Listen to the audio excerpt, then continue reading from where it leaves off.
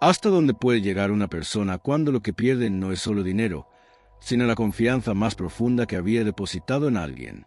Esta no es simplemente una historia de traición. Es una de esas historias de venganza que no se grita, sino que se construye en silencio, con estrategia, paciencia y una precisión casi quirúrgica. Gabriel Ruiz tenía lo que muchos considerarían una vida sólida. Una carrera respetada, una casa diseñada con amor y una esposa que compartía sus sueños. Pero a veces, lo más doloroso no es lo que se rompe, sino descubrir que nunca fue real. Un correo inesperado, una sonrisa en la foto equivocada y una confesión disfrazada de protección dieron inicio a algo mucho más grande que una separación. Hoy, te contaré una historia basada en hechos que podría ser la tuya, la de un amigo o la de cualquiera que alguna vez creyó ciegamente en alguien equivocado. Pero este no es un relato de rabia sin control. Es una lección de cómo enfrentar la injusticia sin perder la elegancia, de cómo se responde con inteligencia cuando lo que se traiciona es el alma misma. ¿Estás listo para conocer cómo se ve la venganza cuando se ejecuta con silencio y dignidad? Gabriel Ruiz no siempre fue el hombre tranquilo y meticuloso que la mayoría de sus colegas admiraban. Hubo un tiempo en que vivía en un pequeño piso de paredes frías y silenciosas, después de que un accidente de tráfico se llevara a sus padres cuando él tenía apenas 14 años. Esa tragedia no solo lo dejó huérfano, sino que lo obligó a madurar de golpe. Fue entonces cuando apareció Inés, la hermana menor de su madre, una mujer de sonrisa discreta, uniforme de enfermera y ojeras permanentes por los turnos de noche en el hospital público. Ella no tenía hijos, ni una vida acomodada, pero lo acogió sin dudarlo. Aquí no hay lujos, pero sí espacio para alguien que quiera construir algo con sentido, le dijo la primera noche mientras calentaba sopa en una cocina modesta. Gabriel aprendió de ella que lo importante no era lo que se tenía, sino lo que se hacía con ello. Durante años, vio cómo Inés trabajaba más horas que nadie. Recortaba gastos con una disciplina admirable y siempre hablaba del futuro como si fuese la inversión más valiosa que había hecho. Cuando Gabriel terminó la carrera de ingeniería estructural con honores, fue Inés quien aplaudió en silencio desde la última fila del auditorio. Nunca quiso reconocimiento. Solo le pedía a Gabriel una cosa, que algún día usara todo lo que había aprendido para crear algo que durara. No construya solo edificios. Gaby, construye algo que la gente necesite cuando ya no te recuerden por tu nombre, solía decir mientras le arreglaba el cuello de la camisa antes de cada entrevista. Los años pasaron y Gabriel prosperó. Fundó su propio estudio, trabajó en proyectos sostenibles en varias ciudades de España. Cuando por fin Inés cayó enferma, dejó temporalmente su trabajo para cuidarla. Ella falleció sin ruido, como había vivido, pero le dejó algo que cambiaría todo. Una carta escrita a mano y una herencia inesperada. Casi se desmorona cuando leyó la cifra, 670.000 euros. Inés había invertido con paciencia, había ahorrado cada céntimo posible. Y junto al documento legal, solo una frase escrita con tinta azul. Haz que esto dure más que yo. Esa suma no era simplemente dinero. Era tiempo, sacrificio y amor condensado. Para Gabriel, representaba algo sagrado. Por eso, cuando años después recibió el correo de su esposa diciendo que lo había transferido todo a su cuenta, no sintió rabia inmediata. Sintió algo mucho más peligroso. La certeza de que no permitiría que alguien destruyera con codicia lo que Inés había construido con dignidad. Gabriel conoció a Lorena en una feria de diseño sostenible en Barcelona, poco después de haber concluido uno de sus proyectos más ambiciosos, un centro cultural autosuficiente en Zaragoza. Ella no era arquitecta, pero su presencia destacaba entre los profesionales del gremio. Tenía una marca emergente de cosmética orgánica y buscaba un estudio que entendiera el concepto de bienestar integral no solo desde los ingredientes, sino desde los espacios en los que se producían. Fue ella quien se acercó con una sonrisa segura y una pregunta directa. ¿Tú sabes cómo se construye un laboratorio que respire como un bosque? Esa pregunta, a la vez ingenua y visionaria, marcó el inicio de una relación que, durante años, fue vista como ejemplar. Comenzaron colaborando profesionalmente, luego compartieron cafés, ideas, vuelos y finalmente una casa. En menos de 3 años ya vivían juntos en las afueras de Valencia. en una vivienda pasiva que Gabriel había diseñado para ellos. Grandes ventanales, jardín con compostaje, placas solares en el tejado.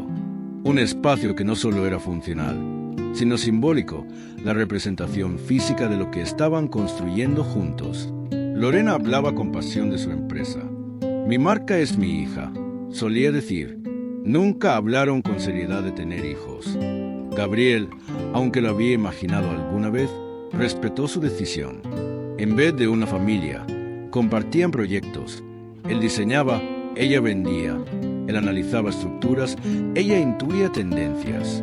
Viajaban con frecuencia, asistían a congresos y eran recibidos con respeto en los círculos profesionales. Su relación, desde fuera, parecía un equilibrio perfecto entre lo racional y lo creativo. Las discusiones eran mínimas, los silencios cómodos, las decisiones prácticas. Nadie imaginaba que, tras esa armonía funcional, empezaría a formarse una grieta imperceptible pero constante. Todo comenzó a cambiar cuando Inés cayó enferma. Gabriel decidió ausentarse parcialmente del estudio para cuidar de ella en su casa de la infancia, a 2 horas de Valencia. Durante 6 meses, entre turnos de cuidados y visitas al hospital, vio a Lorena solo los fines de semana. Al principio, ella lo entendía. Luego, sus visitas se volvieron menos frecuentes. No soporto los hospitales, decía. Y aunque Gabriel no la culpó, algo se empezó a mover en la base de aquella estructura que tanto les había costado levantar. Cuando Inés murió, Gabriel volvió a casa, pero algo en la casa ya no era lo mismo. Tampoco Lorena. Al principio, Gabriel pensó que era solo una fase, que la distancia emocional era un efecto colateral del tiempo, del estrés, de los cambios inevitables.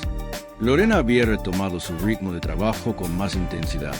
Viajaba constantemente por lo que ella llamaba expansión estratégica de su marca en el mercado internacional. Ya no eran los retiros locales en Valencia o los eventos de bienestar en Madrid. Ahora se trataba de encuentros transformacionales en Bali, Perú o Costa Rica. Gabriel, que siempre había sido el ancla firme de la relación, empezó a notar algo que no sabía cómo nombrar. Una sensación de estar siendo cuidadosamente apartado. Los detalles, al principio, eran pequeños. Las videollamadas que antes eran espontáneas, ahora eran programadas. Las conversaciones durante la cena se volvieron más breves, casi administrativas. La clave de la cuenta bancaria compartida, que antes compartían sin reservas, fue cambiada por motivos de seguridad. Cuando Gabriel preguntó por qué, Lorena simplemente respondió: es solo una actualización de contraseñas, no es nada. Pero si era algo. Una noche, mientras revisaba documentos del estudio en su ordenador, Gabriel se dio cuenta de que ya no tenía acceso a varios de los archivos que habían creado juntos para la gestión de gastos del hogar. El sistema de archivo compartido había sido reorganizado y las carpetas que solían ser de libre acceso ahora requerían permisos. No dijo nada, solo observó. Semanas más tarde, en una cena informal con unos colegas del sector, uno de ellos, sin saber el efecto que tendría, mencionó haber visto a Lorena en un aeropuerto de Panamá, acompañada de un hombre con aspecto de europeo, alto, pelo rizado, algo mayor. Pensé que ibas con ella, dijo el colega, riendo, sin notar cómo Gabriel se quedaba en silencio. No respondió, pero aquella imagen se le quedó pegada como una mancha de vino en una camisa blanca. Al regresar a casa, Gabriel empezó a hacer lo que nunca antes había hecho: buscar.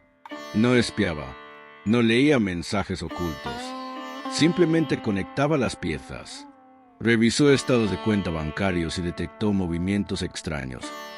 Pequeñas transferencias periódicas hacia cuentas que no reconocía, cada vez de montos mayores.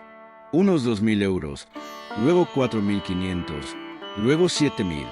Todos bajo conceptos vagos como consultoría internacional o reserva de bienestar. Una madrugada, la escuchó hablar por teléfono en el jardín trasero. Su voz estaba baja, pero lo suficientemente cerca como para escuchar una risa que ya no compartía con él. Sí, cariño, no, aún no. Tranquilo. Cuando volvió a entrar, Gabriela estaba esperando en la cocina. Ella lo miró sorprendida. ¿Todo bien?, preguntó él. Solo era Patricia del estudio. Patricia, pensó Gabriel, que había cerrado su parte en la empresa 8 meses atrás. Fue entonces cuando lo entendió. No solo se estaba alejando emocionalmente, Lorena lo estaba reemplazando, paso a paso, sin confrontación, sin explicaciones. Lo estaba desplazando de su propio hogar, de su historia y quizás también de su futuro. Pero lo que ella no sabía, y él comenzaba a vislumbrar con inquietante claridad, era que cada movimiento que hacía dejaba una huella. Y Gabriel, como buen ingeniero, sabía cómo leer las grietas. Porque las estructuras no colapsan de golpe. Primero se debilitan en silencio. Y él ya había empezado a tomar nota. El punto de quiebre llegó una mañana de domingo, cuando Gabriel se levantó temprano, como de costumbre, y decidió terminar de revisar un informe técnico atrasado en su portátil. Al abrir la nube compartida, esa carpeta que durante años habían utilizado para guardar desde planos de la casa hasta presupuestos familiares, encontró algo extraño. Una nueva carpeta, camuflada con el nombre Ideas para la finca en Málaga. El título le pareció fuera de lugar. Jamás habían hablado de comprar una finca. Pero al abrirla, el mundo que creía conocer se desmoronó sin hacer ruido. Dentro había documentos con capturas de pantalla de sus cuentas personales, listas de contraseñas tentativas, anotaciones sobre códigos de verificación de su banco, e incluso una fotografía de una pizarra blanca donde alguien había escrito fondos disponibles, 670.000 a 15%, retención estimada. Gabriel sintió como se le tensaba el cuello. Era metódico por naturaleza, pero nunca paranoico. Sin embargo, ahí estaba todo. Fechas, nombres de entidades financieras, simulaciones de transferencia. Incluso una imagen borrosa pero reveladora. Lorena sentada en lo que parecía una terraza tropical, hablando con un hombre que sostenía una tablet mientras ella apuntaba cosas en un cuaderno. El corazón de Gabriel latía, no con furia, sino con una frialdad nueva. Se levantó de la silla, caminó por la casa sin saber exactamente qué buscaba. Entró en la habitación que una vez compartieron con alegría y se sentó en el borde de la cama. Todo estaba donde debía estar. Las cortinas alineadas, los cojines en su lugar, la fragancia suave del difusor encendido. Pero nada era lo que parecía. Esa perfección doméstica era una escenografía que ocultaba una traición cuidadosamente planificada. Volvió al ordenador. Abrió sus cuentas con los accesos actualizados y verificó que el fideicomiso que Inés había establecido aún estaba intacto. Gracias a las instrucciones que ella había dejado y con el apoyo de una notaría de confianza, Gabriel había decidido mantener ese fondo en una estructura legal independiente, a la que solo tenía acceso real. Lorena no lo sabía, o al menos no del todo. Ella creía haber encontrado la forma de llegar al dinero. Lo que no imaginaba era que, en el intento, había dejado suficientes pistas para comprometerse legalmente. Gabriel hizo copias de todos los documentos, incluyendo metadatos de acceso, IPS y fechas. Llamó a su asesor financiero, quien lo había ayudado a configurar el fideicomiso, y le pidió una auditoría discreta. Hemos detectado intentos de ingreso no autorizados desde dispositivos desconocidos, le confirmó días después, pero nada fue modificado. Todo está seguro. La persona no pasó los filtros de seguridad. La calma en su voz era casi reconfortante. En vez de confrontar a Lorena, Gabriel decidió observar. Quería entender el alcance, la dimensión completa del engaño. Cada palabra suya ahora era medida, cada gesto archivado en su memoria como prueba potencial.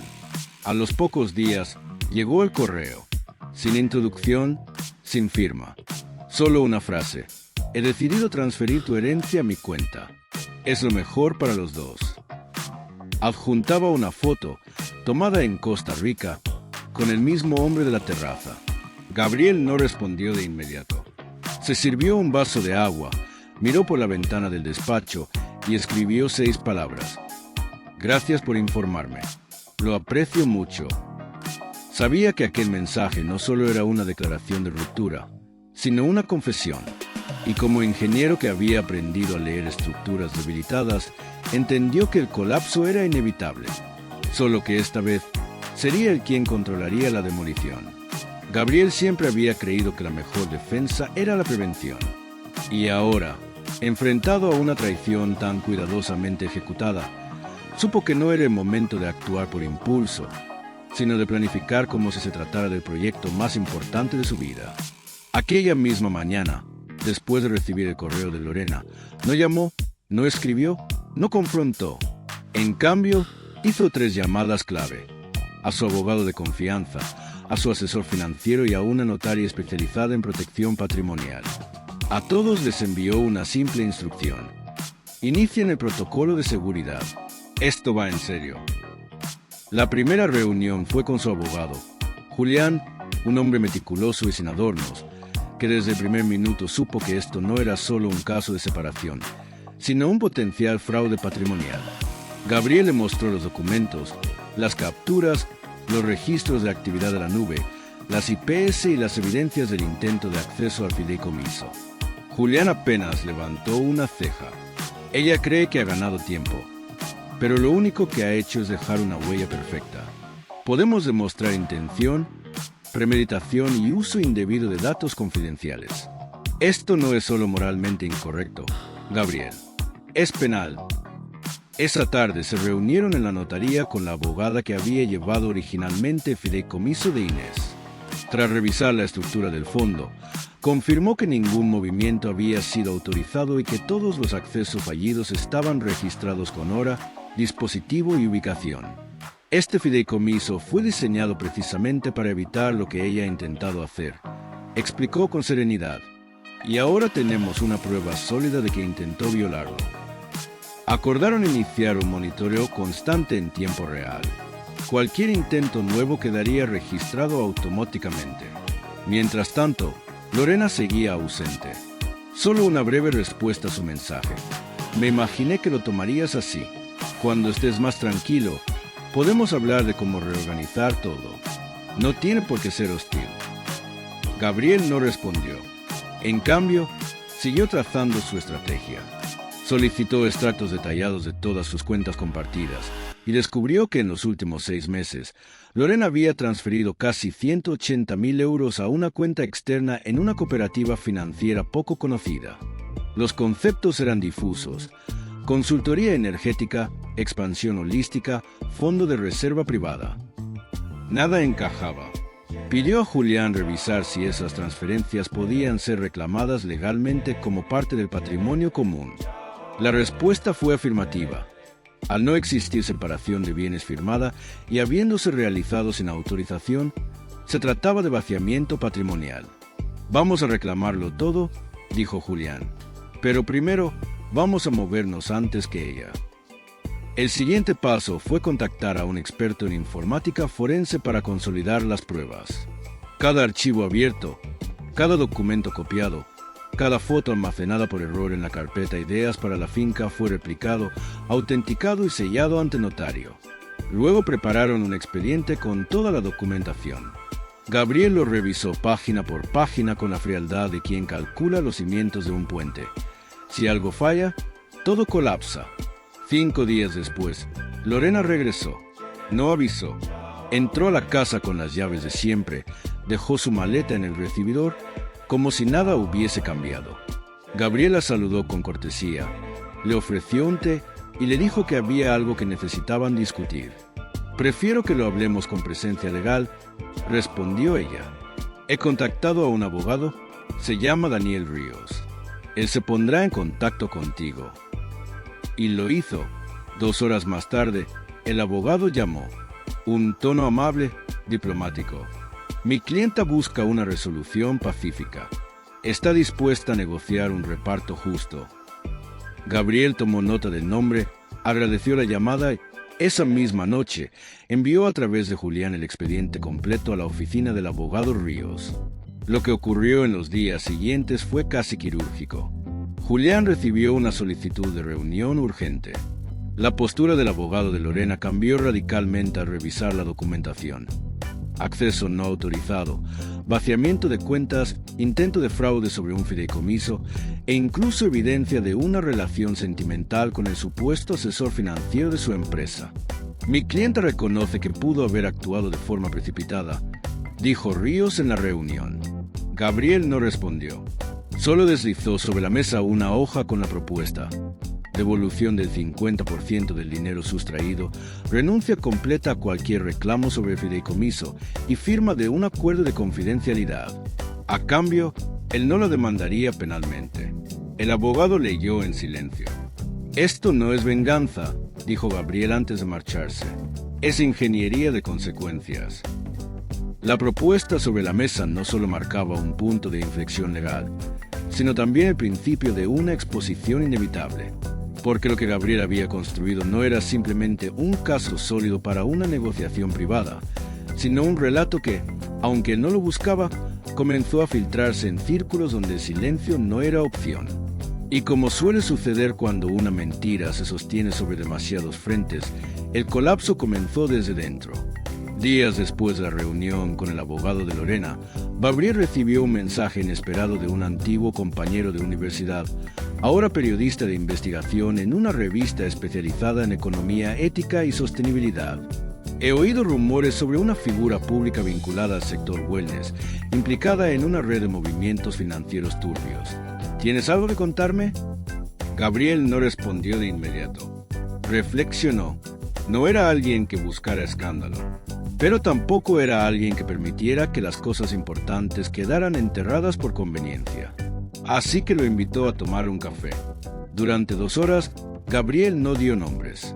Solo expuso hechos: el uso de información confidencial, el intento de fraude contra un fideicomiso protegido, la relación con un supuesto asesor que en realidad tenía vínculos financieros con empresas que operaban en paraísos fiscales. El periodista escuchó y comprendió. «Puedo investigar sin involucrarte directamente», ofreció.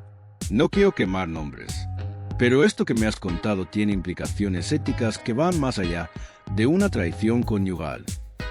Una semana más tarde, la publicación apareció bajo el título «Cuando el bienestar se convierte en negocio, el lado oscuro de las startups holísticas». No mencionaba a Lorena, pero los detalles eran suficientes para que quienes conocían el entorno lo entendieran todo. El reportaje exponía cómo algunos proyectos de salud alternativa operaban como fachadas para lavar dinero, eludiendo regulaciones con el pretexto de terapias espirituales y asesorías energéticas. En paralelo, Julián presentó ante el juzgado una reclamación por vaciamiento patrimonial, acompañada de una denuncia civil por intento de fraude sobre fondos protegidos. A través del sistema judicial, se solicitó información financiera sobre la cuenta externa de Lorena. La sorpresa fue aún mayor al descubrir que no solo el dinero provenía de la cuenta conjunta, sino que su nuevo socio, el tal asesor espiritual, había estado implicado en un caso previo de evasión fiscal, archivado por falta de pruebas. La caída fue rápida. En cuestión de días, Lorena perdió el patrocinio de una marca cosmética internacional que estaba por cerrar acuerdo con ella. Su perfil profesional fue retirado de una plataforma de bienestar que usaba como vitrina principal. Y, quizá más doloroso aún, su nombre desapareció de las conferencias a las que solía ser invitada como referente de liderazgo consciente. Gabriel observó todo con distancia, no con satisfacción, sino con una mezcla de tristeza serena y alivio inevitable, porque lo que ella había perdido no era solo dinero o reputación, era credibilidad, algo que no se recupera con disculpas públicas. Y aunque no había activado la bomba, se había dejado las piezas en su sitio, como un arquitecto que calcula exactamente dónde cederá una estructura cuando deja de sostenerse por sí sola. No hubo escándalos estridentes ni titulares con su nombre, solo una caída silenciosa, proporcionada a la elegancia con la que Gabriel había actuado. Y mientras Lorena intentaba reconstruir una imagen hecha de humo, él daba los últimos pasos para cerrar el capítulo legal. Le quedaba aún una decisión más que tomar. ¿Qué hacer con lo que había recuperado, no solo en términos de dinero, sino de identidad? Porque, al final, la peor traición no había sido contra sus cuentas, sino contra la historia que ambos fingieron construir. Cuando todo terminó, Gabriel sintió un silencio distinto. No era vacío ni tristeza. Era una pausa genuina. Como cuando se desmonta un andamio después de años de construcción y uno se queda contemplando no lo que fue, sino lo que puede comenzar a ser. La casa en las afueras de Valencia, aquella que alguna vez fue símbolo de su vida en pareja, le resultaba ahora una estructura vacía. Demasiadas habitaciones que hablaban en pasado, demasiadas paredes que guardaban secretos. Sin dramatismos, puso en venta la propiedad. En pocas semanas, una pareja joven con gemelos se enamoró del jardín, del sistema solar y de las vigas de madera reciclada. Gabriel no se quedó para entregar las llaves. Lo hizo su abogado. Se mudó a un piso más pequeño en el centro, con líneas modernas, mucha luz y pocos objetos. Por primera vez en años, sentía que cada cosa que lo rodeaba tenía un propósito. No por nostalgia, sino por funcionalidad emocional. No acumuló, no llenó estanterías. Volvió a leer, volvió a caminar, volvió a dibujar planos a mano, como en la universidad. Con la ayuda de Rita, la notaria de su tía Inés, reestructuró el fideicomiso. Transformó parte del capital recuperado en un fondo para becas en arquitectura sostenible dirigido a jóvenes que, como él, habían perdido a sus padres demasiado pronto. La primera beneficiaria fue una chica de 17 años de Cádiz, cuyo ensayo sobre construir refugios para víctimas de violencia doméstica con materiales reciclados emocionó al comité de selección. Gabriel fue a la entrega del premio. No habló, solo observó, y en los ojos de la joven reconoció algo parecido a lo que la había perdido años atrás. Fe en el porvenir. Una tarde, al volver del trabajo, encontró en su buzón un sobre sin remitente. Dentro había un cheque por la mitad del dinero desviado de sus cuentas conjuntas. La cifra era exacta, 89.000 euros con 75 céntimos. No había carta, solo una nota escrita a mano. Lo que aún debía, no solo el dinero. No hacía falta firma. Gabriel entendió de inmediato. Esa noche no celebró. Solo guardó el cheque, lo endosó al fondo de becas y se sirvió una copa de vino en silencio. Miró por la ventana hacia la ciudad iluminada y pensó que, al final, no había ganado ni perdido. Solo había aprendido. Porque algunas construcciones no resisten el tiempo, pero otras, las que se levantan con verdad, sí pueden durar para siempre. Las historias de venganza más poderosas no son aquellas que se alimentan del odio y del impulso inmediato, sino las que nacen desde la dignidad, la inteligencia y el deseo profundo de justicia. Este caso, como muchos otros que no llegan a los titulares, revela una verdad incómoda. El abuso económico dentro de una relación es una forma silenciosa pero devastadora de violencia.